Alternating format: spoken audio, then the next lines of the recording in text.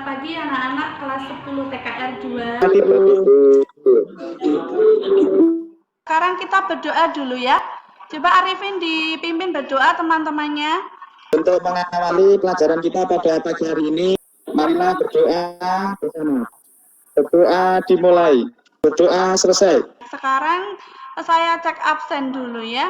Ini mungkin ada beberapa yang belum masuk, seperti Fajar belum ya. Minggu lalu kita sudah belajar membuat indikator dari bahan alami, ya kan? Kalian membuat indikator dari bahan alami kunyit ya. Kebetulan semua kelompok membuatnya dari kunyit. Bentar, coba masih ingat nggak mana yang sifatnya asam? Apa saja kemarin? Cuka, air jeruk dulu. Yang basah, Ya. sifatnya basah apa? Basah itu larutan kapur, Kapur, larutan sabun, sabun. larutan obat mah. Ya, obat mah. Kemudian kita ingat lagi yang minggu lalunya, yang pertemuan pertama. Nah, kita mempelajari mengenai teori dari asam basa. Yang pertama adalah teori Arrhenius. Apa asam menurut Arrhenius? Apa basa menurut Arrhenius? Asam adalah zat menghasilkan ion H+. Betul. Terus kalau yang dalam basa? air murni, basa adalah zat yang menghasilkan ion H- dalam air murni, Bu. Ya, kalau asam menghasilkan ion H+, kalau basa menghasilkan ion OH-. Betul, di dalam air murni. Ion H+ dan ion OH- ini nanti akan kita gunakan untuk menghitung pH. Nah, hari ini kita akan mempelajari mengenai konsep pH dan pOH.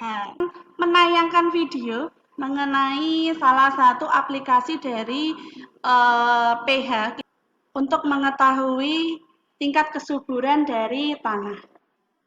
Nah, sudah terlihat? Halo, Assalamualaikum warahmatullahi wabarakatuh. Kali ini saya akan tentang bagaimana cara untuk menguji atau mengukur pH tanah. Ya. Seperti kita lihat bahwa tanah itu berpengaruh baik pada pertumbuhan tanaman. Tujuan pembelajaran kita hari ini adalah yang pertama menentukan pH ya, menentukan sudah pernah minum es jeruk ya. Apakah kalian pernah membandingkan rasa kemasaman dari es jeruk yang kalian beli misalkan di warung A, warung B atau warung yang lain? Ada yang pernah saya rasakan itu masam sekali. Ya, saya rasakan rasanya itu pas dan tidak enak masam begitu. Ya, jadi kalau misalkan di skala ya, misalkan yang paling asam es jeruknya itu di skala nomor 1, kemudian yang sedikit berkurang masamnya di nomor 2 dan nomor 3 dan seterusnya. Maka skala ini sama dengan skala pH ya. pH itu juga punya skala. Kalau pH skalanya adalah 1 sampai 14. Nah, di bawah 7 itu adalah asam. Jadi 1 2 3 4 5 6 7. Paling kuat asamnya adalah pH 1. Kemudian di pH 2 berarti kekuatan asamnya berkurang. pH 3 kekuatan asamnya berkurang dan seterusnya. Misalkan kita mau mengukur H2SO4, tapi hanya diketahui konsentrasi dari H2SO4 tersebut. Nah, bagaimana kita bisa menentukan pH-nya? Pakai rumus ya. Ya, pakai rumus, betul. Ada rumusnya. Berarti ini sudah buka ini ya, materi ya. Jadi ada rumus untuk mengukur pH dari pH asam maupun pH basah ya. Jadi pH itu adalah derajat keasaman. Larutan asam dan basa memiliki derajat atau tingkat keasaman atau kebasahan yang diukur dalam pH dan pOH. Nah, pH itu rumusnya adalah menlog konsentrasi H+. Ya, konsentrasi H+. Nah, ini di sini juga sudah ada ya. PPT-nya sudah terlihat ya. Jadi ada pH itu skalanya kan 1 sampai 14. Di bawah 7 pH-nya asam, di atas 7 pH-nya basa. Kalau pas 7 pH-nya adalah netral. Asam itu dibagi menjadi 2, asam kuat, asam lemah. Basa juga sama, basa kuat dan basa lemah. Asam monoprotik dan asam diprotik bedanya adalah ketika terionisasi menghasilkan ion H+ berapa atau ion OH- berapa. Kalau cuma satu maka disebut monoprotik. Misalkan ini tadi HCl ya. HCl ini kan yang dihasilkan di sini ion H+-nya jumlahnya ada 1.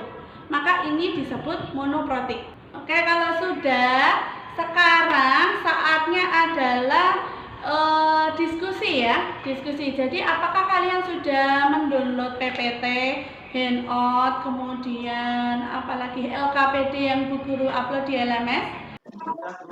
Sudah. Kalau sudah, itu juga dikerjakan secara kelompok ya. Nah, nanti setelah itu presentasi ya.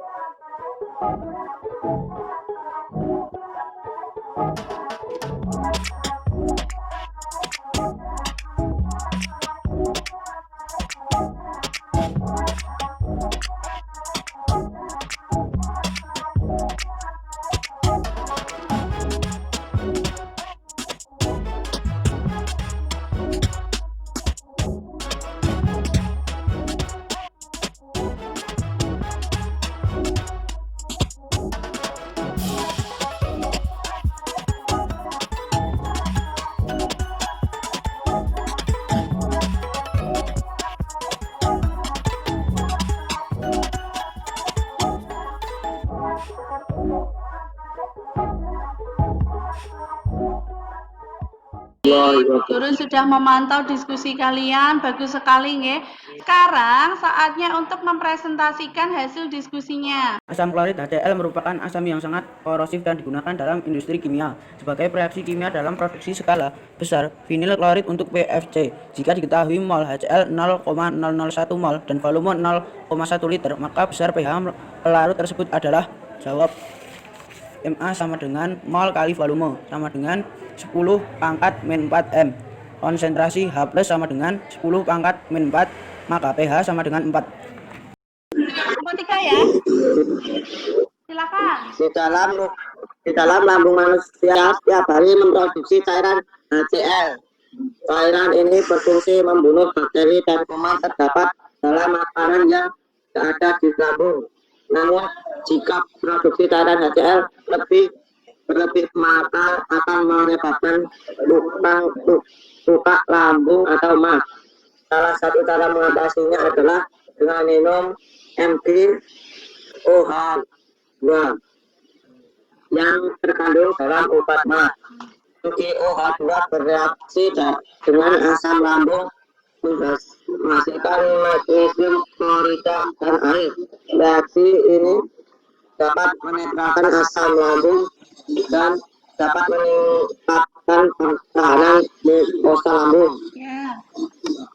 Itu pH dari MgOH2 Ya, ketemu berapa? Berapa pH-nya? pH sama dengan 13 min 4. 13 min 4 ya. Baik. Baik, terima kasih untuk kelompok yang sudah presentasi.